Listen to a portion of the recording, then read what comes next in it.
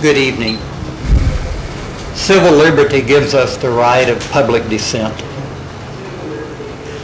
And for those of you that say Ordinance 2052 will be good for our city, I dissent. That doesn't mean I hate you, or that I'm intolerant, or ignorant, or homophobic. It's rather hateful to say that somebody is hateful because they dissent.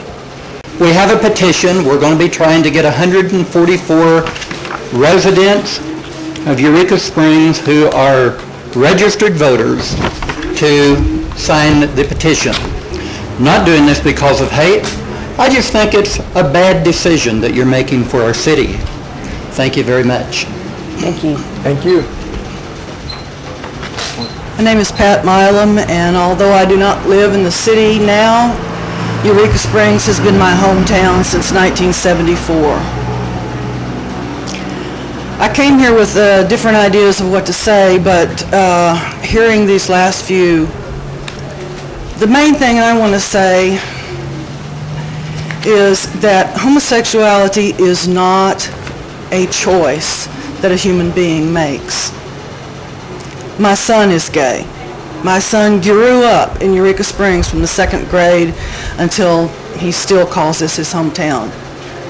He did not come out until he left here because of the bigotry, the hate, the bad names. You think you've been called bad names? Imagine what he has been called and what these other people who are standing outside here today have been called.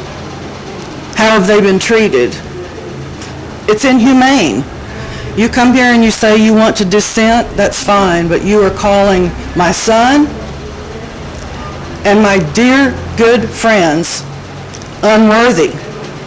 You say that we're going to ruin the economy of this town. I don't know what to say to you except that I'm just disgusted. And how dare you?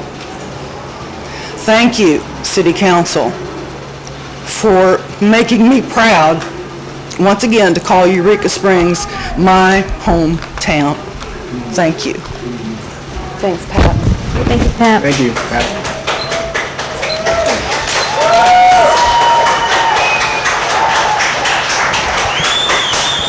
Jim Morris. My time up.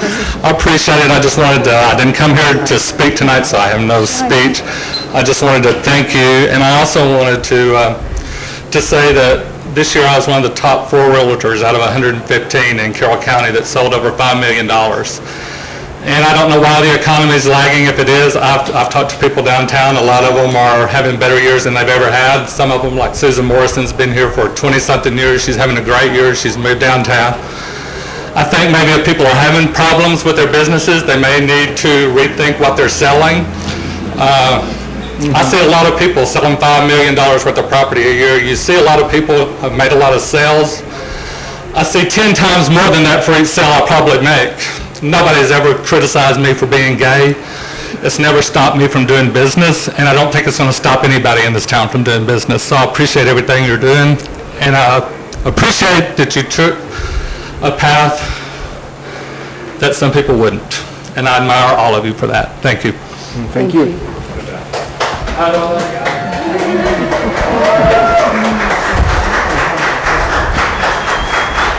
Phil Shamaka.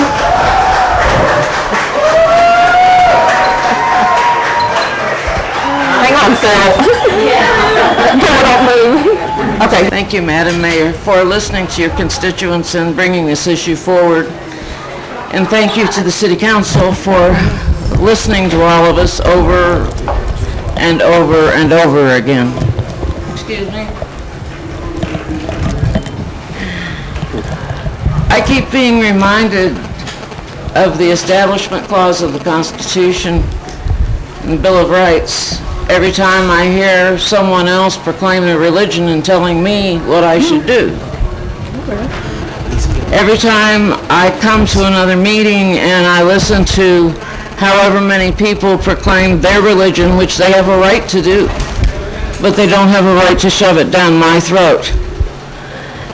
And And the Establishment Clause of the Constitution says, at least according to Jefferson,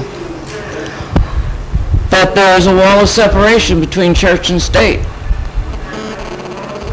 It isn't in the Constitution, but that's the way Jefferson said it was supposed to be. As far as I'm concerned, we should not be having religion dictate what goes on in these chambers. And I've sat here for 3 different meetings and listened to all the goings on, and I've heard enough of it, so that's all I wanted to say. Thank you. Thanks, Phil. Raymond Nibler.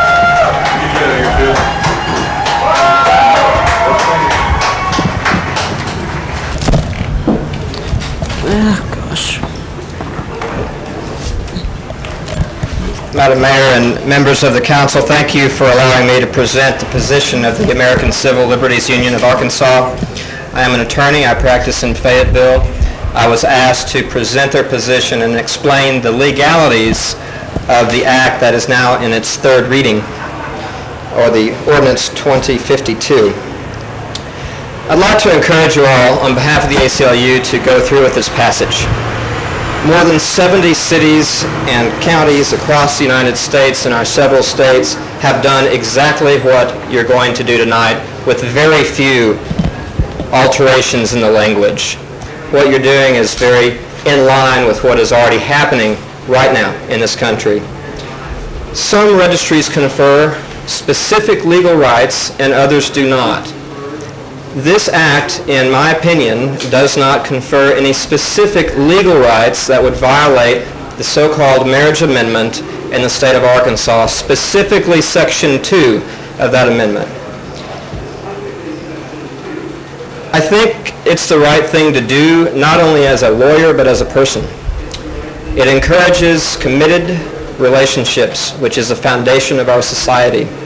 It is a gender-neutral statute. It is a human issue. It is not a gay issue. It is not a female issue. It is not a male issue. It is a human issue. I hope that you all will remember that and don't fall for the tactics of the opposition, which have been to brand this as strictly a gay agenda item. It is a human agenda item. I would encourage all of you to look back at the cases that have interpreted statutes like this. Even our Supreme Court has found that the language about marital status is clear and unambiguous. What that means is that this ordinance will pass Arkansas's constitutional muster. My time is up. Thank you very much. If you have any questions, I'm pleased to address them. Thank you. Thank you. Okay. Thank you, Thank you very much.